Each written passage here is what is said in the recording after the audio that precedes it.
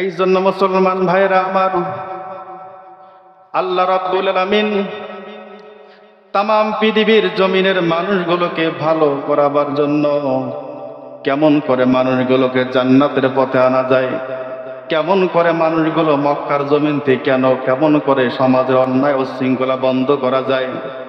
কারণ আরবের জমিনটা এমন ভয়ঙ্কর হয়ে গেল যে জমিনের মধ্যে মানুষগুলো নিজের কন্যা সন্তানকে জীবন্ত দাফন শুরু করে দিল। মানুষগুলো এত ভয়ঙ্কর খারাপ হয়ে গেল। সুদ, ঘুষ, জিনা, ব্যভিচার, হত্যাকাণ্ড, বিভিন্ন অন্যায় উচ্ছৃঙ্খলের কাজের মধ্যে যখন লিপ্ত হয়ে গেল, নবী মুহাম্মদ রাসূলুল্লাহ সাল্লাল্লাহু আলাইহি সাল্লামকে আল্লাহ রাব্বুল আলামিন দুনিয়ায় পাঠানোর পর 40 বছর যখন পার হয়ে গেল, আল্লাহ অসংখ্য আয়াত নাযিল করে দিয়ে বলতেছেন, নবী আপনি যদি সমাজটাকে পরিবর্তন করতে চান, মানুষগুলোকে যদি আল্লাহর একত্ববাদের দিকে আনতে চান, নবী দুনিয়ার কোনো বিধান দিয়ে, দুনিয়ার কোনো আইন দিয়ে, দুনিয়ার কোনো কথা দিয়ে এই ব্যক্তিগুলোকে হেদায়েতে আনতে পারবেন না।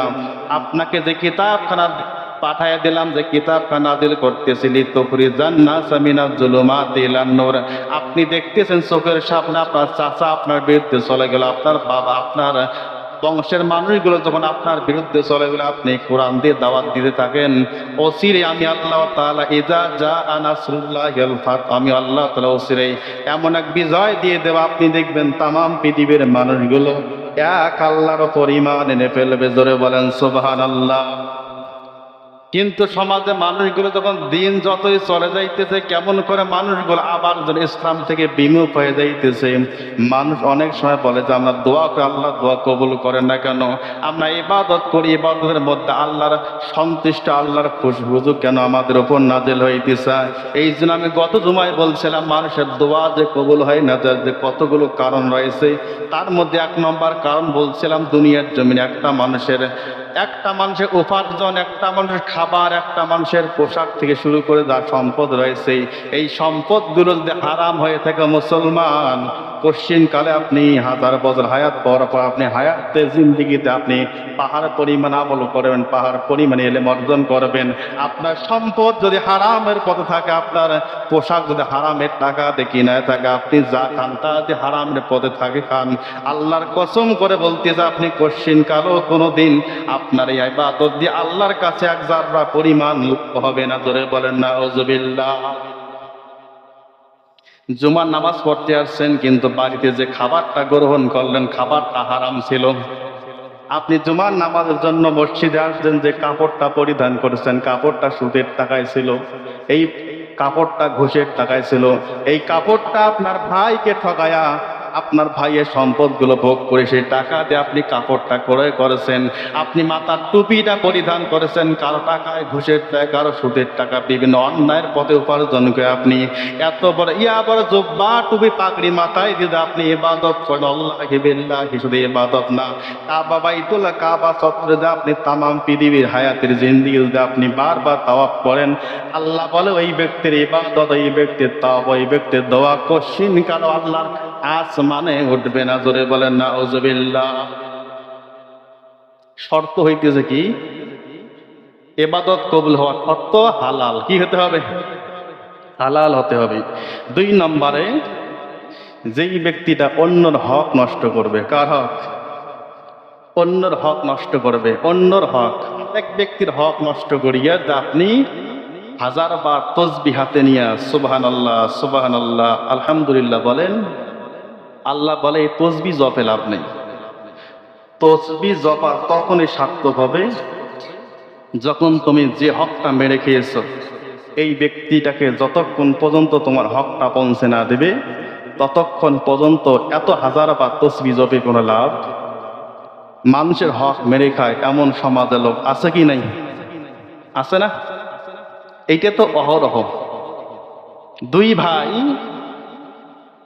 বাবার 2 সন্তান, বাবা মারা গেছে। বাবা জানে সন্তানকে আমি এমন করে মানুষ করেছি, জমিটা যদিও আমি ভাগ না করে দিই, কিন্তু আমি মারা যাওয়ার পর সন্তানগুলো আমায় কখনো অমান্য, এই বিশ্বাস রেখে চলে গেল। এখন 2 ভাইয়ের মধ্যে জমি 2 গড়ি, এখানে হক কে বেহক আছে কি নাই? আছে না? এখন এক ভাই যে চালাক, সে নিল 1 বিঘা, আর যে একটু মানে দুর্বল, মুস্তাদআফিনা মিনার রিজাল, যেই ব্যক্তিরা দুর্বল অসহায়, মাত্র 5 শতক, কয় শতক? এখন 1 বিঘে দিয়ে সম্পদ পাহাড় পরিমাণ গড়িয়া অমুক মাহফিলে 20,000, অমুক মসজিদে 50,000, অমুক জায়গায় 1 লাখ। আল্লাহ বলে তোর গোড়া ভিত্তিটা তো হারাম দিয়ে, এই হারামের ওপর ভিত্তি করে আপনি পাহাড় পরিমাণ দান করবেন, 1 চাররা পরিমাণ যাজা পাওয়া যাবে না। জোরে বলেন না আউযুবিল্লাহ। এই হক নষ্ট করা লোক সমাজে আছে কি নাই? এখন আপনি তাকায় দেখবেন, পরিবার দিকে তাকায় দেখবেন, ভাই ভাইয়ের হক নষ্ট করতেছেন, চাচা ভাতিজার হক নষ্ট করতেছেন, স্বামী তার স্ত্রীর হক নষ্ট করতেছে, হক নষ্ট করে না। শুধু তাই নয়, আপনি খেয়াল করে দেখবেন, একটা প্রতিষ্ঠানের দায়িত্ব যাদেরকে দেওয়া হয়, সেই ব্যক্তিগুলো প্রতিষ্ঠানের দায়িত্বর অজুহাতে সেখানে অন্যের হক নষ্ট করে না।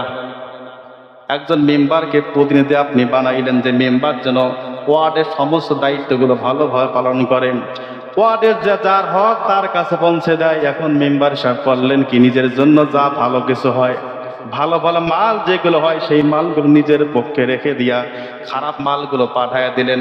বড় বড় মালটা কেড়ে খায়, অন্যর হক নষ্ট করি। আবার যদি তাফসির মাহফিলে গিয়ে ওই লোকটা 50,000 দান করা, মানুষ বলে আমাদের মেম্বার সাহেব কতই ভালো 50,000 দিয়েছে, আবার সেই টাকাগুলো মেরে খায় বাইতুল্লাহ তাওয়াফ হজ করার জন্য বাড়িতে আসে। আবার আরেক ব্যক্তি বলে আমার চেয়ারম্যান সাহেব, আমার মেম্বার সাহেব, আমার এমপি মন্ত্রীরা কত ভালো, দেখবেন এই লোকটা হজ করে একটা নিষ্পাপ হয়েছে, আলহাজ।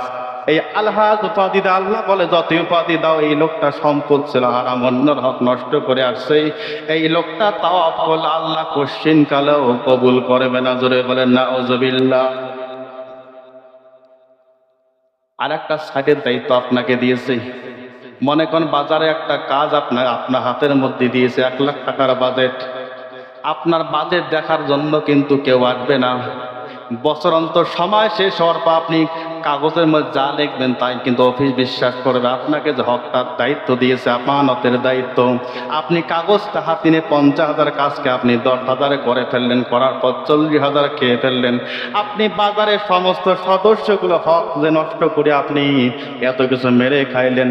আল্লাহর কসম করে বলি, এত কিছু খাওয়ার পর আপনি আটিয়াজ বাজার জামে মসজিদের মধ্যে একটা ওয়াক্ত নামাজ আপনি জামাত ত্যাগ না করেন, অশ্বিনকালেও লাভ হবে না, যতক্ষণ পর্যন্ত অন্যের হকগুলো আপনি পৌঁছে না দিবেন। কথা বলেন ঠিক কি না? এমন সমাজের লোক আছে কি নাই?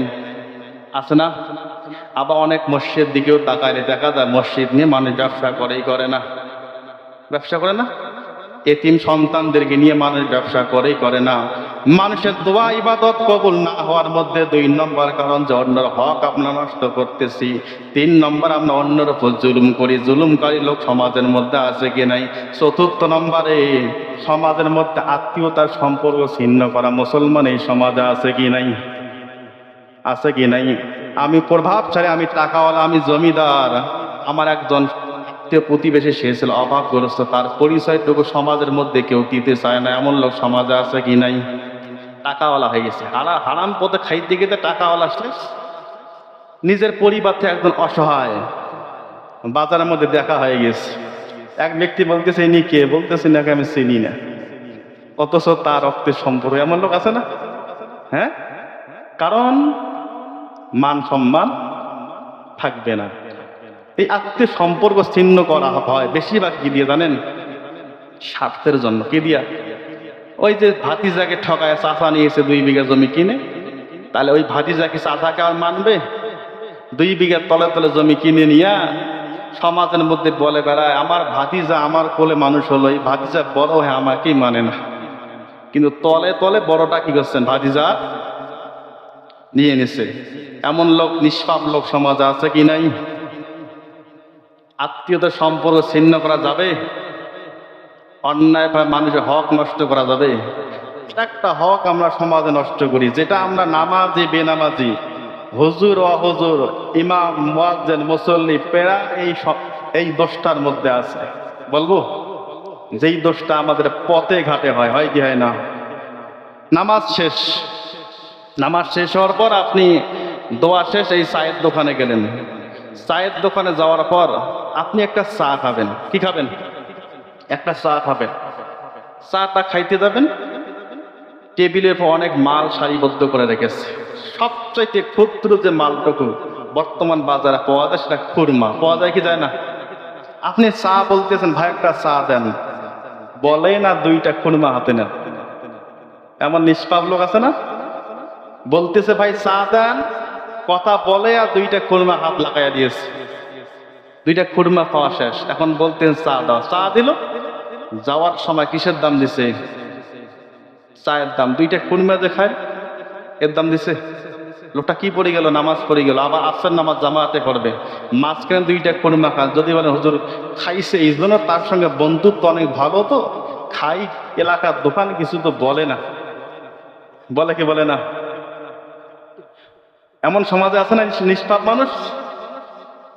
আছে, যে আমারই লোক, আমার বাকি তো এই দোকানে 1000 আছে, কিছুই মনে করে না।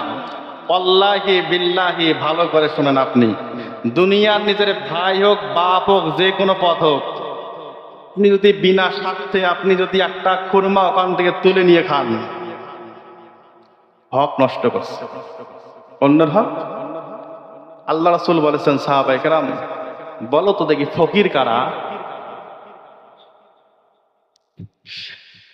রাসূল বলতেছেন, বলো তো দেখি ফকির কাদেরকে বলা হয়? সাহাবায়ে কেরাম বলতেছেন, নবী গো, এই দুনিয়ায় যাদের সম্পদ নাই তাদেরকে আমরা কি বলি?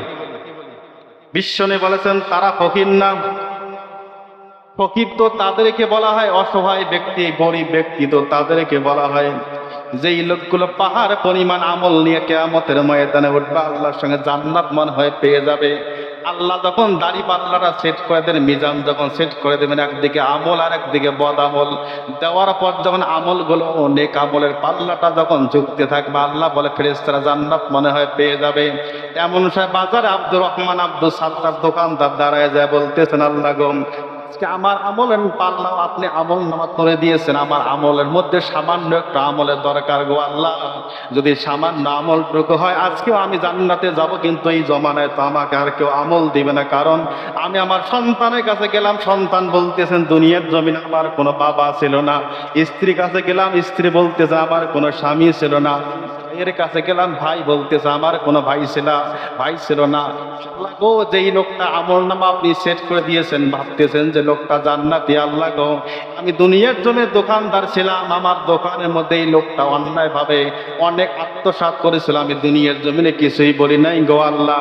এই লোকটা যে আমার সম্পদ গুলো ভোগ করে করে নামাজ পড়েছিল, রোজা করেছিল গো আল্লাহ, সেদিন তো আমি এর পাওনা কিছুই পাই না, আজকে আমি পাওনা ছাড়া যাইতে দেব না।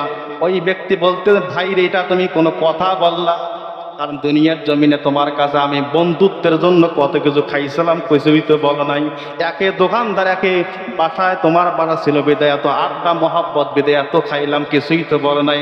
আজকে বিপদের সময় আমাকে বিপদের মধ্যে ফেলাইরা, আল্লাহ বলে লাভ নাই। ওই ব্যক্তি বলতে লাভ নাই, কারণ আজকে নিজেই ভাবলে বাপের নাম, কারণ বাপ তো আমাকে চেনে না, তুমি বন্ধু তো দূরের কথা। বলে কি সা বলতেছে, আমল নামার জন্য আজকে তো খুরমার দরকার নাই, টাকার দরকার নাই, সম্পদের দরকার নাই।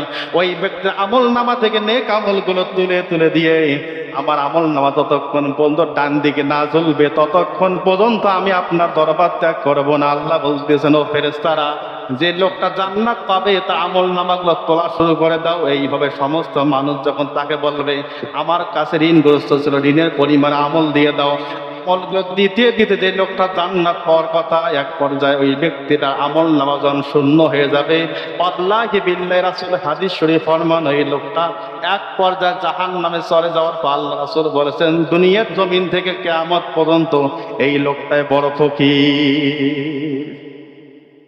আমল নামা আছে কি নেই? সব আমল আছে, কিন্তু দিতে দিতে সব শেষ। আপনি খেয়াল করে দেখেন তো, এই 30 বছর, 60 বছর, ৭২ বছরে আপনি কত হক নষ্ট করেছেন।